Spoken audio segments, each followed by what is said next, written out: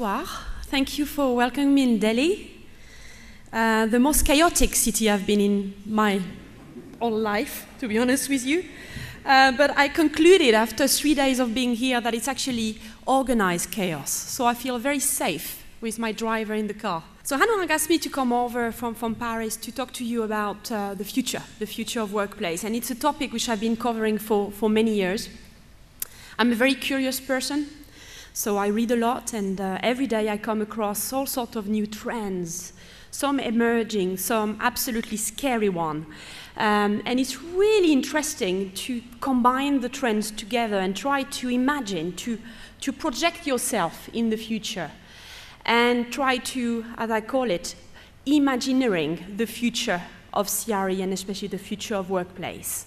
So combining the power of imagination and engineering, we can start building absolutely amazing scenarios. And that's what I'm going to try to cover with you tonight in two different sections. The first part of my presentation is going to touch on the key trends and combination of trends you must pay attention to for the next, I would say, 10 or 15 years to come, at least.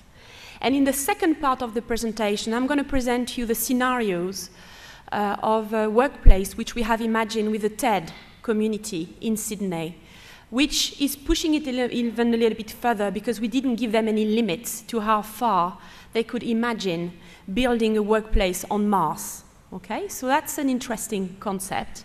So you'll certainly go back home with hopefully some ideas to share with friends and family on the future of work. So there are trends, everywhere, and we've said goodbye to a lot of them. I mean, some of them are invasive, disruptive, shocking even, okay? But we also said hello to some new trends, which I'm sure you spot on a daily basis. But, you kind of pick them up as technology, innovation, cool stuff, geek things, which you come across, but you wouldn't particularly classify them as trend. And you could go on like that forever. I mean, clearly we could spend all our day just tracking trends. But we have ahead of us, when you look at the trends we are welcoming into our society, some major revolution, but also evolution, which are entering, our world. We used to talk about, medicine a lot. Today, customized medicines are not anymore a science fiction scenario. This is something which is becoming very real, and it's going to be extremely powerful for a large number of people. So they can materialize into different ways. Here's how robotics can support a whole generation. How drones can deliver survival kits, quicker than any ambulance into any city in the world. MasterCard has been playing around with selfie pay. So actually, rather than entering a code, you take a photo of yourself. It gives you access to a number of information. Pizza Hut starting delivering pizza using robots. And those are real concepts. Those are really working. And very recently in Dubai, we've seen the first 3D printed office. Printed in 17 days, $140,000 to build, and 260 square meters to occupy. Okay, so 3D printing, I remember years ago when I started to talk about 3D printing, my colleagues thought that I was completely crazy, that it would never happen. And yet, it's something which is a reality and it's entering our home at a small scale, but also at a very large scale, like what we see here today. So we know that the CRE industry is not immune to these trends. And you know it, because you are dealing with them on a daily basis and you're trying to embrace them into your CRE strategy. So if you take a step back and look at the broad range of trends you had ahead of you, some are transformational, some are really disruptive, and even keep you awake at night, I'm sure, for some of them. But there are also game-changing innovation, which are opportunities for our industry to really shine. So from the place that technology takes in our day-to-day activities to the power that data will bring to us in the future, or even the rise of what we call the collaborative society, there's still this very strong focus in the future on keeping an eye on the human side. And this last trend here in blue, on the end of the arrow, being human, is the strongest trend, which you will hear about for at least the next 15 years to come, if not forever. Okay? And it's one which I really want you to pay attention to, amongst others. So I could spend the rest of the presentation decoding one by one of these trends, okay? But I'm not going to do that because you're going to be bored and probably, you know, drown into the glass you have in front of you. And rather than that, we prefer to actually present combination of trends, and that's what I want you to pay attention to. A trend on its own is interesting. A combination of trends is powerful, and that's what you need to watch. So today I'm going to touch on 3 combinations of trends. The first one is around the digital drive combined with data learning. The second one is around reimagining the workforce of the future. And the third one is around being human and the human experience. And you'll see that there's, you know, through this combination of trends, major changes for us in real estate. So let's start by the digital drive. It's very clear that we are using the internet data to really deliver something better to society. And certainly in CRE, we have the power more and more to use this data to the benefits of the users, this human we all looked after into our facilities. Combine this with technology, which are there and then, which we call shy technology, because you don't see them, but they're in the background, inserted into the fabric, inserted in the table you have around you, inserted in your mobile phone. This shy technology keeps collecting data at a very, very fast pace. And there's no doubt that in the future, you and we also at JLL will be managing our businesses more and more through data. Data equal learning equal power. There's no doubt you can't escape. You can't escape using data in the years to come and for a very long time. It gives you the ability to care, which we call cyber care.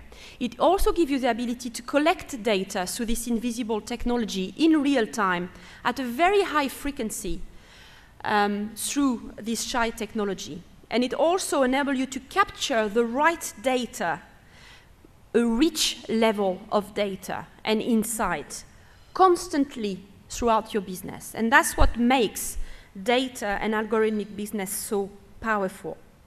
It is pivotal to our competitive advantage. And we know that very soon, by 2018, more than 50% of large organizations globally will compete using advanced analytics. And I insist on the word advanced. How many of you here today are using analytics into their day-to-day business? And 2018, they need to be advanced analytics. So there's a big jump to do from today toward 2018. So the future of CRE definitely relies on more data, more accuracy, and more data driven through learning and decision-making, because they're going to be decision-making factors into your business. So we have actually started investing massively into the digital platform at JLL, and Jordi just mentioned about a certain acquisition which we've done, and we've encapsulated that under our REthink platform. And that gives us the power to actually collect the data, analyze the data, and push back meaningful information to our client. So this level of data learning is also combined with the fact that we're going to have an invasion of smart machines. Okay? And I'm not only talking about robots. Smart machines comes into many shapes and form. Okay? And it's anticipated that by 2030, 1 in 2 jobs will be replaced by smart machines. So showing how much, how our world is going to be transformed. So I invite you to meet Pepper. I met Pepper in Japan when he came out into the SoftBank retail branches. He's a very cute little robot. You can actually have a conversation with Pepper. He's greeting you when you enter the retail space. He shakes your hand. he definitely had a very long conversation with me in Japanese and me in French. I'm not sure if we got anywhere, but at least we had a laugh. And it's quite scary to think that you actually can have a laugh with a robot, okay? But more and more, we can imagine that this type of innovation and solution will invade our environment by 2030 and beyond. So this could be, by 2030, your most reliable receptionist 24/7 or your most reliable personal assistant by 2030, okay? So the robotic is here and it's here to stay. So when we take a step back and if we look at the past, we were facing a world which had quite a lot of intensity around, labor. We had very poor data, and we were simply collecting data without really asking ourselves what we would do with it. Today, we have the capacity to really optimize the labor into our site. The data is getting richer. The analytics are generating automatic information, which is where the power of analytics come into place. In the future, still keeping in touch, the fact that we'll need to really hang on to this human touch and not rely 100% on robotics, the data is going to help us to learn. The analytics are going to be much more predictive, and we will have the capacity to really base decision-making on this heavy amount of data. So the combination of data, technology, and analytics could be extremely powerful going ahead. The second combination is around the workforce reimagine. I'm sure you have all noticed that the workforce is which is occupying our assets is very different. I had several conversations with some of you earlier on, and you were saying how much the younger generation was raising the level of expectation as occupiers of your assets, and they were demanding something different. The level of mobility is not only anymore confined into an office, it's at a city level. It's across your campus, vertical or horizontal campus. The workforce is also much more fluid. And this is something which actually Accenture worked on a lot. They call it a liquid workforce. And I love the word liquid, because it shows, how much dispersed this workforce is going to be in the future. But they are also going to be much more demanding at the same time. So we also need to learn from this workforce and make sure that we can collect, the right data from the workforce and making sure that we can tune in the service offering in accordance to that. So what is this telling us? Now, the role of CRE is major into the transformation of the workforce. A very recent study by the World Economic Forum on the future of jobs, a brilliant report, is saying that the changing working environment and flex arrangement are the #1 driver of workforce disruption. So we are the #1 driver of workforce disruption in our industry. So major things are coming our way. At the same time, combining with this the concept of the liquid workforce and contingent workforce, we also talk about workers on tap and the fact that the freelance economy is going to be exploding in the future. More and more, we're going to have an on-demand economy which will allow society to tap into these underused resources. If you look at the statistics about the rise of the freelance economy, in certain countries, they are scary. The US is well ahead of the game and embracing very fast. In Europe, we're getting better at it. Certainly concept around building co-working hubs, incubators, and startup, bringing entrepreneurial culture into businesses is much more common. But it is going to increase exponentially from now on. Okay, they're really planning that the contingent workforce will represent the majority of the workforce by 2030. So we will have also to deal with that and offer a very large diversity into our workplace. So this workforce reimagine is really telling us that we need to think very differently about the way our assets are being designed around occupiers, which are different, freelance, open, mobile, much more agile, working in a flexible way, and who wants to have an entrepreneurial culture within their offices. This is calling for agility. Okay? So in the future, whereby in the past we very commonly used to have one seat for one person, today we are boosting those ratios and start having one seat for 2, 3, 4, 5, maybe 10%. In the future, it's going to be even more than that. So yes, it's calling for it's putting some pressure on assets. It's putting some pressure on the robustness of your equipment within this asset, on the frequency of maintenance which you need to have within this asset, on the increased traffic you're going to have to cope with, maybe even 24/7, and on the increased support you will need to deliver face-to-face. And that's going back to the need maybe to have this robotic solution which allow you to minimize that face-to-face contact because it comes at a very high price and reserve that face-to-face contact for very premium services within your offices. So a revolution is really starting. The last combination of trends I really want to bring your attention to, which is one of the most important on our roadmap, is around enhancing user experience and being human, creating that human experience.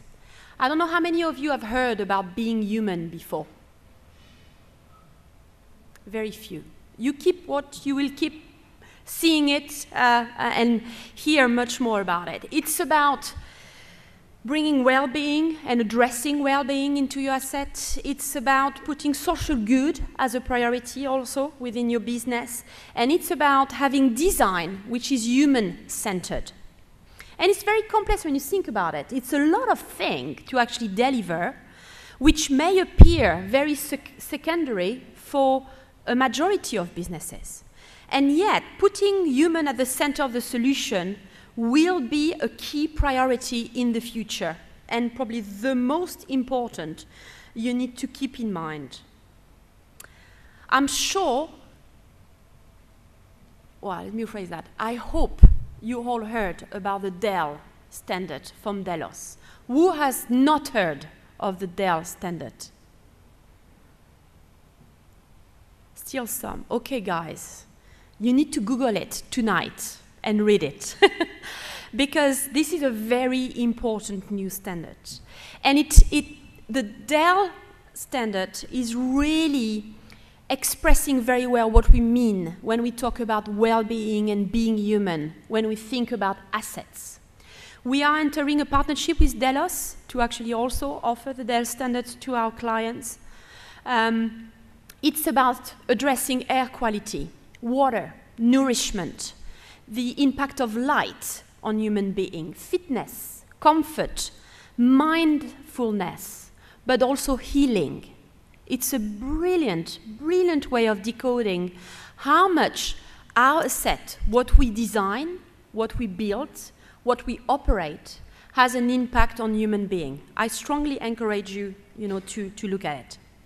So the future will be about bringing sense of place, embedding creativity into your working environment, boosting that human-to-human contact. And it's difficult. I talk about creating healthy collision into working environment.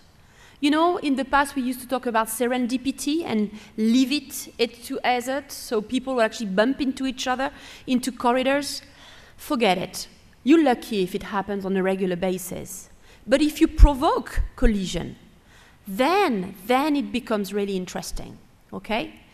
Why not making corridors much wider with sitting areas so actually people see each other, work with each other into a different type of environment?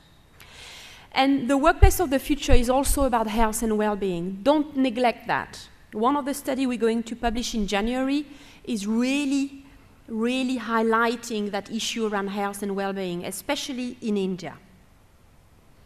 So what do we contemplate having in the future? Well, it's not anymore a me place, but it is a we space, okay? Now, not a surprise, I'm sure all of you talk about space as being something collective, something that you share.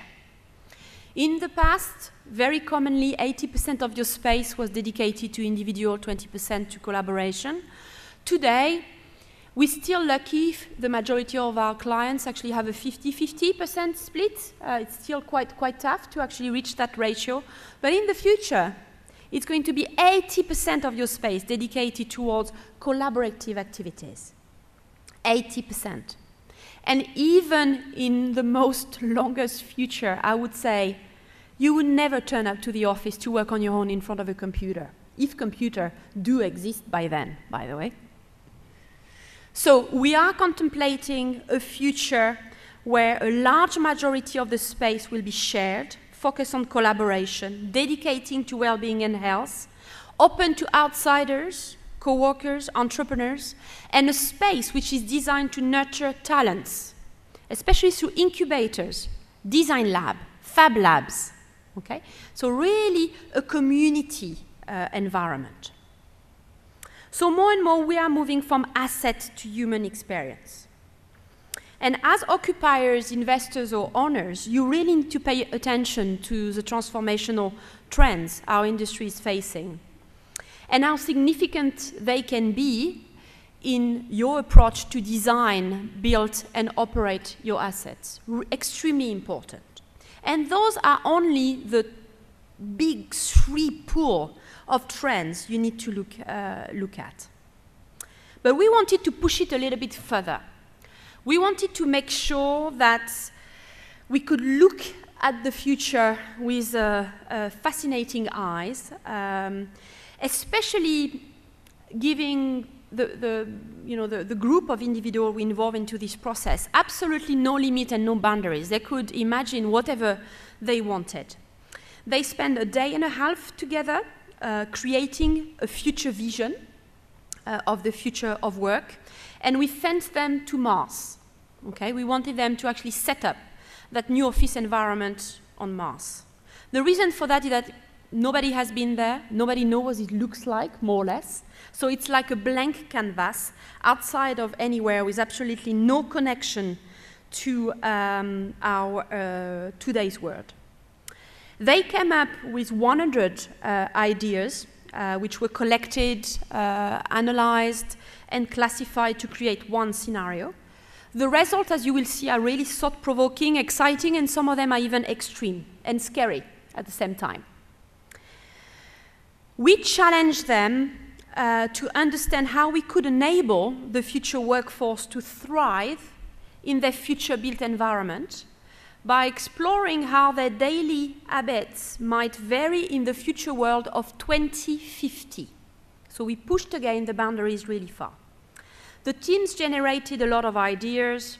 They were really unable to understand the full extent of what life would be on Mars. We could achieve that only through a collaborative process. We worked with Gauri Bala, the founder of Curious Collective, and today the head of people and culture at TEDx Sydney, and she helped us to facilitate all the workshops and really get the conversation going. We came up with 5 major findings, which you will see match a lot of the trends which I have presented earlier. One of the first findings gravitates around human connections and how vital they are. The second one is around health and well-being, so no surprise. The third one is around nature and the place of nature within the landscape of the future scenario. The fourth one is around robotics, artificial intelligence, and virtual reality. And the fifth one is around social consciousness, which is the same as being human and sustainability, which we will look at.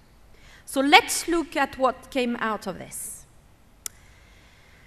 One critical key finding was the place of human at the center of our urban canvas. And all the participants really insisted on the fact that whatever future environment we design within our industry needs to be around the place of human, within it. Today, in India, one of our recent studies is saying that employees are searching for innovative type of environment. And the top 3 environments they're looking for are creative spaces, incubators, accelerators, and spaces for collaborative work. This is today in India. In the study that we run with a participant at TED, 84% place a high value on face-to-face interaction. 84%, so really important criteria. So it's about creating connection to foster teamwork. It's about work and play side by side. It's also about fun to fuel collaboration. All of these things resonated very well when we asked them about this future scenario.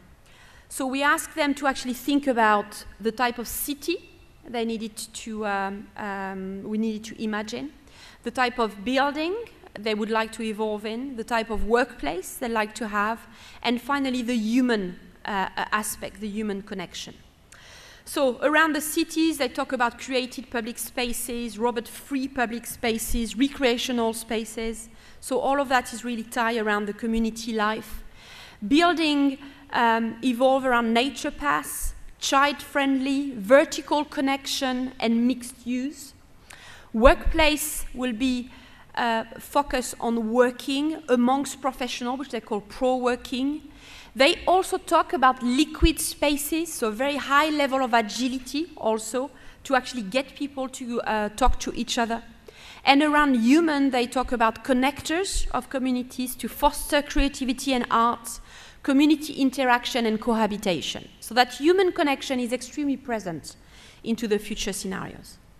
And this is what they actually had in mind, a really buzzing environment. As you see, you have the presence of a lot of human beings, also robots around your environment, and a place which is really open to the outside, close to nature. And this is what they imagine as their workplace of the future. The second element gravitates around health and well-being. And this will be an integral part of their life on Mars. Today in India, again, a recent survey is telling us that 61% of Indian employees want space for regeneration and inspiration to encourage new idea creation. 61%, so still, a high amount of individual focused on that. But when we ask the TED community about their future prospect, they see biometric capabilities as the norm. 84% actually see it like that. But they don't see it as something very intrusive. They see it as something which supports health and well-being into the future scenario. So technology will care for them, so the issue around cyber care. We will grow older and healthier, more than ever. We are getting older, and there will be an increased amount of people going above 100 years old by 2050. And quantum computing would have found a cure for all well-known diseases. Okay? That's one of the assumptions which they made, is that whatever happened, we would have found a cure through quantum computing. So quite an interesting vision. So when you look at it around health and well-being, the city will be safe with green links, pedestrian-first city, health check station, childcare centers. The building will be very porous. Co-working spaces will be everywhere. Tech-free spaces also, to actually remove yourself from the massive invasion of technology we'll have by then. Social and community hubs will be spread everywhere in the facility. The connection to the natural world will be very obvious. We will also evolve around the 5 senses, so the human being will be in touch, not only with what they see and touch, but it goes far beyond that through the 5 senses. We talk about mental well-being, health wearable devices, and quantum computing. And in the workplace, around health and well-being, we talk about natural light, indoor and outdoor spaces, recreational spaces, and air quality factories. So some ideas are quite extreme and actually really challenging. So this is what it could look like. You could end up into yet a healthy environment surrounded by other individuals engaged into health and wellness activities around your working environment. Moving on to nature and human sustainability. The place of nature will be extremely important. A recent study again around India say that 48% of employees in India want space for concentration away from potential distraction. Okay, so it's very important for them to find that space today. In the future, 56% prioritize their relationship with nature over return on capital. So we will see that the place of nature is going to become much more important. What they talk about when they think about the future of workplace on Mars, they talk about self-sufficiency. They talk about nature as a significant part of the urban landscape. And they also talk about the need to rewild, to get in touch with wildness. Okay? So around city, they came up with ideas around urban farming, green grid, carless cities, office retreats. They also talk about sky garden, green facades, solar energy. They talk about rewilding and connectedness to nature, wilderness holidays, antioxidant-rich superfood, tribal behavior, and naturalism. They also talk in the workplace about working and playing at the same time, how close they want their working environment to be to nature, open air spaces, and bringing their pets at work, which is probably the easiest thing to give them even today. So the city of the future will be very green, and again, this is a vision which they had in mind, so very high level of presence of green facade, and building which actually participate to your well-being. This idea of crowdfunding being raised for goods and the environment, it was also one of their ideas. The last thing is around artificial intelligence and consciousness, and robotics. Again, a recent survey in India is showing us that the Indian employers see technological innovation and digital experience as one of the top 10 key ingredients to create a unique experience, at work. By 2025, 85% believe that 40% of the workforce will be robots. So we are definitely into a direction where the place and having robots around us is definitely logic, I would say.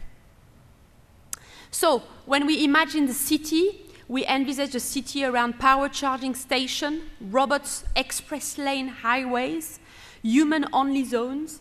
This is a scary part. I didn't feel very comfortable with those level of ideas, but here you go. Charging station into building, because if you have robots, somehow they need to recharge. Repair and storage room, and security tagging and checks. So quite an intrusive amount of technology around us. Workplace will have a machine to enable learning, no cluttered environment, and robot resources management, a new discipline coming ahead.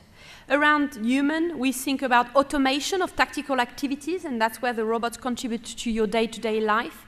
Artificial intelligence to help your life, memory implants, and virtual holidays. So here they are. They'll be everywhere, helping you to carry out your work, being there on the spot, and helping you to develop your learning, and at the same time, being part of your environment, or our environment. Around social consciousness, which is again very strongly tied to being human, which is the last objective of the team around the workplace of the future, 83% want to create small communities that will be self-sufficient. This issue of communities kept coming back into the discussion that they were having. And definitely they were not abandoning the idea of having nobody around them. Having human beings and creating community was extremely important to them. So what we see is that we have ahead of us some socially conscious citizens. Okay? Clearly, the city will need to bring positive energy schemes, hyperdiversity, short and fast commuting, robust public infrastructure. We're talking about net zero building environment, health-based design, biophilic architecture, which is what the WELL standard is pushing at the moment, energy-conscious behavior within the workplace, diversity-driven workplace, and community focus. And clearly around human, we are bringing this concept of the freelance economy, the social conscious and engaged community, and equitable rules. So there was quite a lot of ideas to actually summarize that workplace of the future. They also saw the idea of actually clearly showing that the city was healthy and good, and really materializing that within the working environment. So we've got more and more things coming out, and clearly we are moving from just looking at assets to embracing human experience. We've seen how much digital drive will be important in the future, and it's not only around artificial intelligence and robotics, but it's also linking back to the data. Human experience and maintaining this high level of human connection, health and well-being, bringing that human touch and keeping that human-to-human interaction through the liquid workforce and social consciousness, and finally bringing nature and sustainability through this very strong focus on being human. So, in a nutshell, it's about creating more fluidity of assets, the digitization of assets and services, and putting experience really at the center of the solution. This is very much what it is about. So the view, and here the illustration of what the city could look like to its full view. So as you see, the presence of nature, landscape, and an energy-friendly environment is very obvious. And finally, the working environment itself, this connection between the inside and the outside, the very strong presence of human and the presence of technology everywhere into the office environment, a focus on health and well-being at the core of the working environment, which is extremely important, and the place of communities where people actually find space to actually gather and come together. So we end up with an urban canvas which looks agile, tech-enabled, socially responsible, focused on health, immersed in nature, but above all, extremely human. And that is what is so important. We've been spending a lot of time reflecting again on that human experience. And what came out of that notion of experience within workplace was 3 key targets. One around engagement and creating a sense of commitment. The second is around empowerment and creating a sense of control for your occupiers. And the third one is around fulfillment and creating this sense of comfort. And this is encapsulating really well the future direction which you need to look at when you think about a future working environment.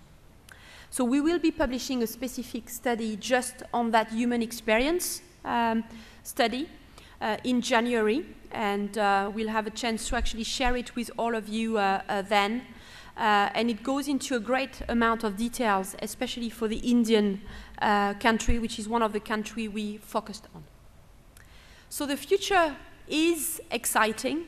You shouldn't lose sight of all the emerging and long-term trends which are going to transform the CRE industry, and especially understand how those trends are going to impact on your occupiers, those human, which we all so much care for within our working environment.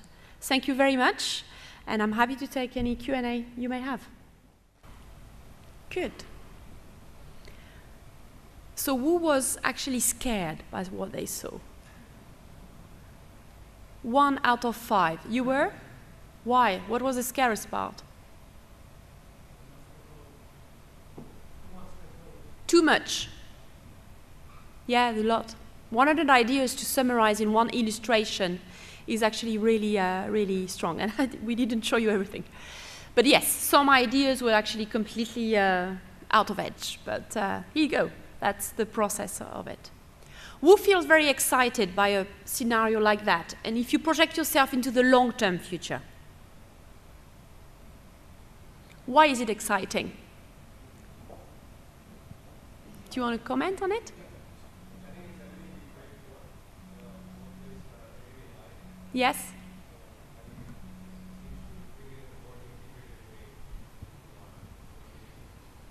Yeah. We have a lot of work to do if we want to create a scenario like that. Now, I don't know, you know, in real life, how long it would take to create something like that. And if it is something that we want to have, because we've got to be realistic, a lot of organizations don't have the ambition to actually have this type of models for the future. But there are some really great ideas, especially around a clean city environment, around workplace which are focused on health and well-being. You know, so if we need to start integrating health and well-being at the core of our working environment, then we probably would struggle today to find the space to even allow it. So yeah, maybe. Go ahead. Oh, sorry. Yes, you were first. Very thoughtful. You see, it's a very interesting paradox. While you very nicely said how we are going to go away from robots replacing human beings, at the same time, the human touch was increasing. At the same time, we will? The human touch is increasing. Yes, oh yeah, yeah, it's increasing, yes. Yeah, this is a very, it's a very paradoxical situation, how yes. ultimately, yeah. So a lot is going to happen with the culture changing by and by. And I'm glad you saw that, because this is one of the strongest contrasts you have on the roadmap. Yeah. If the fact that on one side, the technology is invading our society, and again, to be very honest, there's nothing we can do against that. We're going to have to embrace technology. It's going to be there and to remain with us for a very long time. But society is really searching for that level of authenticity through being human. Yeah. And that's probably what is going even to save us, is the fact that because we don't lose sight of the fact that human beings are still our major focus, we're not going to be drowned into a world invaded by technology. Technology will be there to enable you to enhance your day-to-day life rather than invade your day-to-day life. Because at the moment we are into a scenario where we're being very scared by technology because it's something which we cannot control in a way. The society has a very high demand also for technologies into all sorts of shape and forms, and we must integrate it, and it is perceived as being very intrusive. But the scenario here, and what has come out of all the discussion, is the fact that the technology will be present, but will be shy, so shy tech. It will contribute to your health and well-being, so it will collect the right data in the background to enable, you know, your day-to-day life to be improved. And I think that's a conflict which is very important in the roadmap. That's where the insecurity comes from, and maybe scares some of us to think so much far ahead. Yes. Thank you very much. Yes. Thank you. But it's going to be tricky to actually create a concept which integrates this respect for nature and humans and technology invading our world. Yes. Sorry. Yes. Can you wait for Mike, please? Yeah. Thank you. Good evening. Hang on just a second. You react to it, and then I invite you for your question. Here, at the front. So I just had a comment on the paradox bit, right? Yes. I think what it also means is if that theory kind of works out, right? I think in the future, the invasion of technology is going to be so much that you can't take the human touch for granted. And hence, we are kind of focusing on the human touch as well. Yes. Because today, I think we take it for granted. We do. 20 years from now, possibly, we may not be able to do that, and hence there's that much more focus on that human touch. In the future, the human-to-human service delivery touch is going to come at a premium. It's going to be a privileged. Yes, yes. So just so that I can just give it. So I had a question originally as well. I'm referring back to that slide that you spoke about, that the future is going to be about 80% we space and 20% of me space. So I was doing some research the other day, and when I had a talk as well, what I was given to understand was that there's more and more focus these days on getting back space where people are able to do focused work. So while obviously in the 80s there was a lot of focus on collaborative environments, especially in India as well, there's also a trend going back to having spaces where people are able to get their heads down to the workspace kind of work. So when you say 80% of vSpace, are you preempting that most of that focused work will happen at their homes? Is that what you're saying? That's the assumption. That's yes, the assumption. that it would happen somewhere else. So you come to office only when you're collaborating. Yes. Yeah, that the visit to the working environment will be focused on face-to-face activities. More social. On, community type of activities or teamworks. Yes, and when you want to get down and get some creative work done, you just get back to your homes. You also have to project yourself into a future where the time that you spend concentrating on really time-consuming tasks at the moment may not be things you do in the future.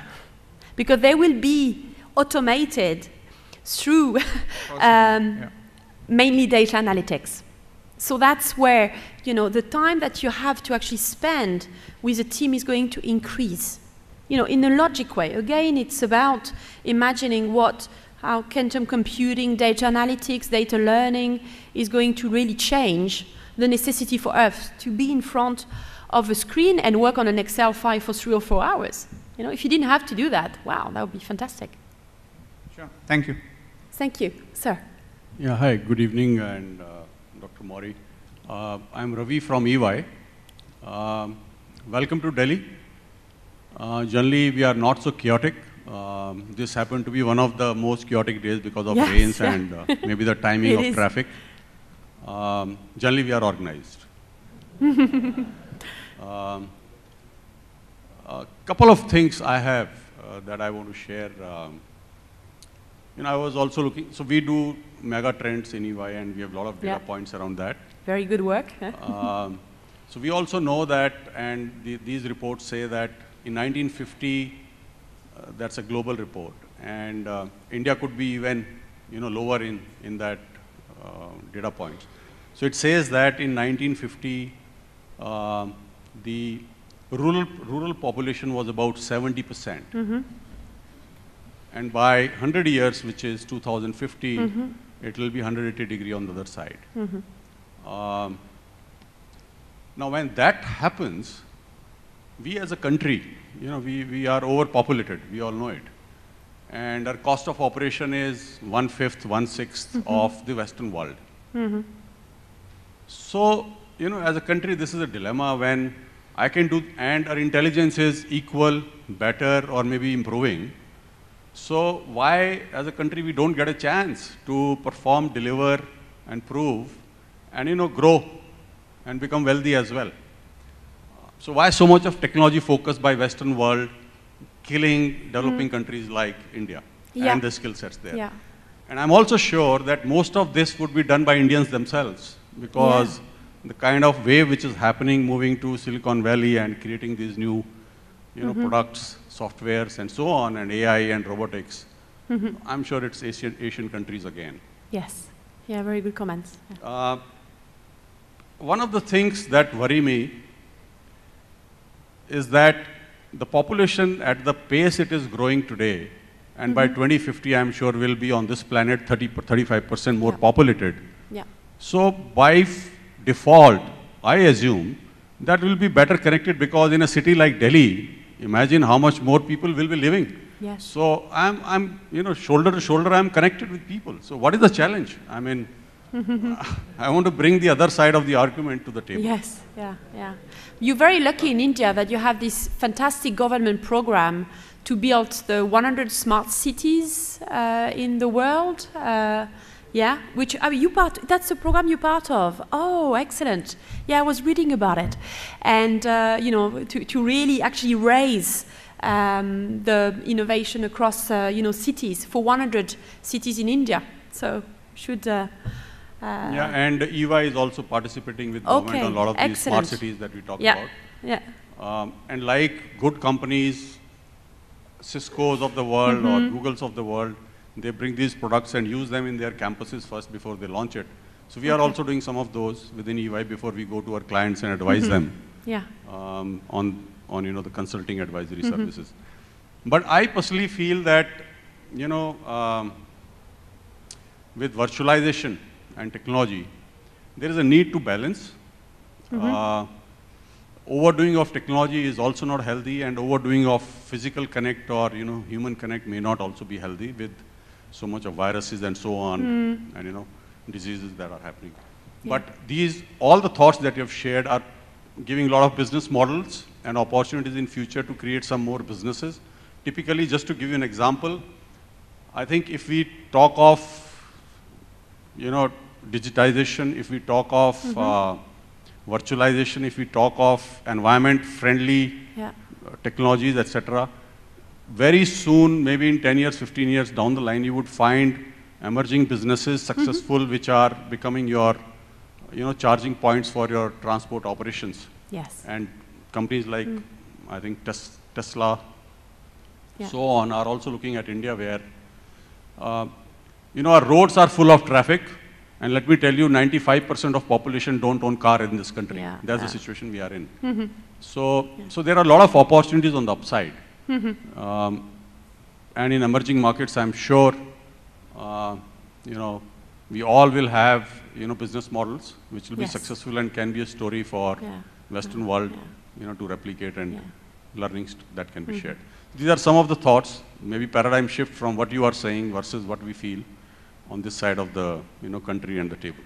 I think that your scenario will definitely change depending on which country you're at. I mean, everybody's at a different level of development, but the potential here for development in India is tremendous, because you have a population which is extremely young and a high level of innovation, whereby in other countries the rigidity of some of the infrastructure that we already have into place is going to slow down some of these scenarios. So yes, it's a really good comment. I totally agree with you. I'll bring back my fundamental question is that when the cost is low, when people are intelligent, they are connected, why a country like India globally is being denied this opportunity? I also know, other countries had a good run, and then 2008 happened, and India could get just about 5-7 years of good upside, and then we are struggling. Yeah. So this is a dilemma always. It comes back that maybe we are not so lucky as a country. Yeah. And so hopefully within the 100 Smart Cities project, an answer is going to be provided around this question. Actually, I think that's. I'm going to follow that more closely. Actually, this project. But thank you for your comments. Thank you. Yeah. Thank you. Is there any other question? Yes, hang on. Thank you. Thanks, Doctor, for excellent presentation. Thank you. So my couple of questions for you. You rightly said by gentleman behind, how do you tag it? Because this particular model, it's going to be, what do you think is going to phases? Because the Western world is always already ahead in the curve. Say US, Europe. So it's go like US, Europe, Asia, then Africa. Yeah. So my question to you, by the time this model reaches Africa, it will be obsolete in itself. Why is? Because Africa is going to be, what you say, the place of chances like Asia in 2025. We all know that because the economy, how the economy is running, how the world is running. The days are like from developed worlds to developing world to underdeveloped. So how do you plan to evolve your model in a phases to suit the geography? Because, because it's not going to be the same template you can apply in every geography. I think though that would be probably a different exercise for every country you want to develop it in. So it's a region, not the country specific. Yes, I'm not talking region. About, okay, like I'm not talking about India. So we should not be India generic. And we do this kind of mistake, such mistakes will be a country specific. No, it's going to be a geography specific. Yes. So definitely that's my first question. How do you plan in coming years? Because you're going to publish in 2017. That's fine, excellent. Yes. But how you're going to present it to your clients who are going to be, you know, already mopping in Africa? It's calling for different scenarios, and in the way I actually record the trends, I record the trends in accordance to the market and the region and the country. So I have the possibility to actually look at, you know, the trends which are impacting a region or a specific country and the level of impact it would have. So that is a level, if you want, of detail I'm keeping when I'm recording the trends. As far as creating scenarios for each of the geographical region, you're absolutely right. Then you need to apply it within the context of your region or your country or even the city, and that would be done on a one-by-one cases, I would say. I'm certainly not envisaging to have 10 different scenarios which would represent Africa or the US or Europe, because first it would be too confusing. The purpose of this is to really create a discussion and look at what limit we could be reaching in terms of inventing a scenario of the future. It's not about giving you a specific answer for one scenario which you will need to follow. No. Absolutely, I got your point. It's not on micro level, it's a macro level. But certainly it will pose a tremendous challenge for people like us, because it has to be aligned with township planning, the government vision and mission, like sustainable city we are talking. Yes. And how you find it to be ever evolving, because every technology gets obsolete nowadays within a year. Like, you know, so that's second question. And third question, you know, with your scenario which you're presenting, I think so 60% of us will lose our job by 2050. Rather, you know, our generation will not be there for real estate and especially the markets. Yeah. And I think it's the purpose of the scenario is really to you know, generate the level of discussion and not take you away from your day-to-day activities and day-to-day targets. But it's certainly, you know, inspiring to really push the limit as far as you can. Thanks, Doctor. I think so later on we can discuss in detail. Yes, definitely. Thank you. Thank you. I think there was a question just behind you. Firstly, thank you so much for the presentation. It felt like I was watching, you know, one of the Back to the Future movies again. So my question is related to a bit on the cost element attached to building out these new offices. So how do you think the cost of the actual office fit out or the build out cost is going to change? Is it going to go up? Is it going to go down? Is it going to... I don't think I have the answer to that. Certainly not tonight. It's certain that if today you had to invest into some of the technology I have presented, first, they don't exist yet, so you wouldn't be able to find them off the shelf. And second, the cost for the investment of some of these ideas is far too high. Okay, so I mean, we were projecting the team here as far as 2050.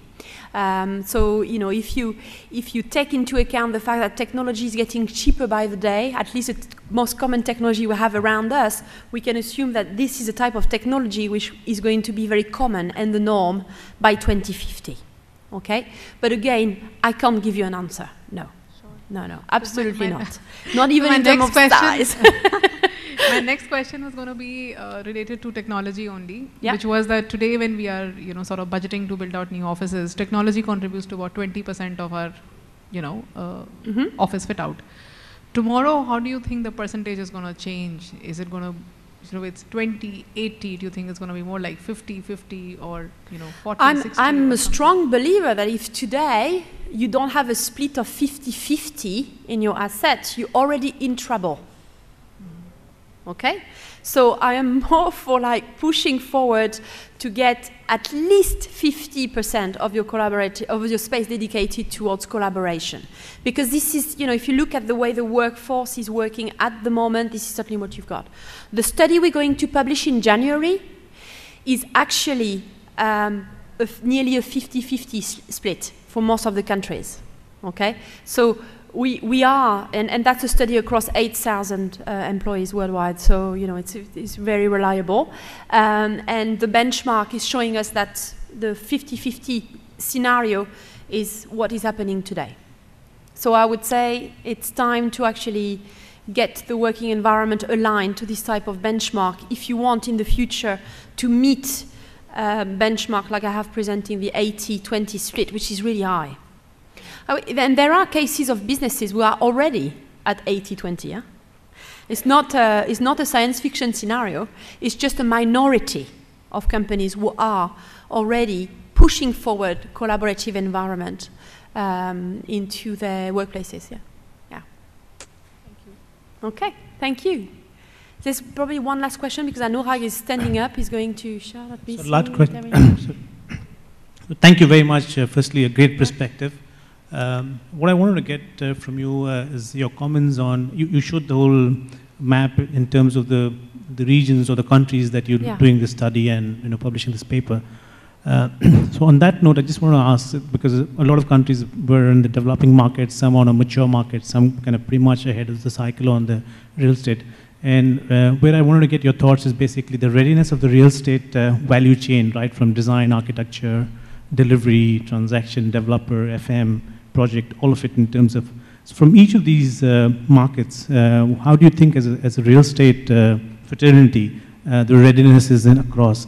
And the reason I say this is because between all the organizations and through various studies or some of the examples you presented, a lot of this today is being experienced. You talked about liquid workspace. The organization I represent is doing a lot of work in human factor engineering, well-being, all aspects of biological and the well-being need, etc. I think a lot of other organizations already testing the collaborative space and digitalization, etc., etc. So yes, in small bits and pieces, things are happening. As much as we may not want to happen, and there's this perspective on job losses, etc. But then a lot of it is happening. But again, going back to the point is how well or how advanced is the real estate industry across all market cycles is accepting or ready for this? It's low. Okay, I've been talking about that for 15 years. It's a topic, and I remember 15 years ago, I was probably considered as a science fiction scenario, as a researcher. But the readiness is low. I think the industry, the only difference is that compared to 5 years ago, today the industry is ready to listen to it. Look, you're here tonight. So you came to listen. Whether you go back tomorrow to your office thinking, oh, that was interesting, or there were some great ideas, or it's not for us, we're not ready yet. Today, you're listening. And I think this is already a big step. So I would say the level of readiness is low, but the industry is much more open to this type of ideas because the pace of innovation is so fast that we realize quickly that something we felt was a science fiction scenario a year ago, this year is not. And I think that's what if you want, the pace of innovation is really teaching us at the moment, is don't underestimate any of the ideas, even the wackiest ideas you come across at the moment. Because a lot of the, I mean, if you read magazines like Fast Company or Wired, on a daily basis you have an eccentric ideas coming up. But 1 year ahead from now, you'll be thinking, oh yes, I read that last year. And now it's available. Apple is producing it. Google just bought it. So that's the pace. So readiness low, but level of attention is high. So I think for me that's good. That's great, because this is a type of conversation which we need to have because we want to make sure that our clients are ready for the future, are ready to actually embrace this change whenever it happens. It could happen very fast. I mean, again, I'm probably talking about things which you have experienced, which we have experienced very, very recently in Paris, okay? We spent weeks not taking the underground and working from home, guys, okay? We were scared. We were scared. But I think a lot of businesses were ready for that. Home working was in place. We had laptops. We could work from home. We could, the fact commuting wasn't anymore an issue. Today, most of the workforce would happily work at home on Mondays and Fridays and only come to the office on Tuesday, Wednesday, and Thursday, because this is becoming the norm. So yes, we're getting ready for that. We are getting ready. So. But don't neglect this type of innovation. Anyway, good. Thank you.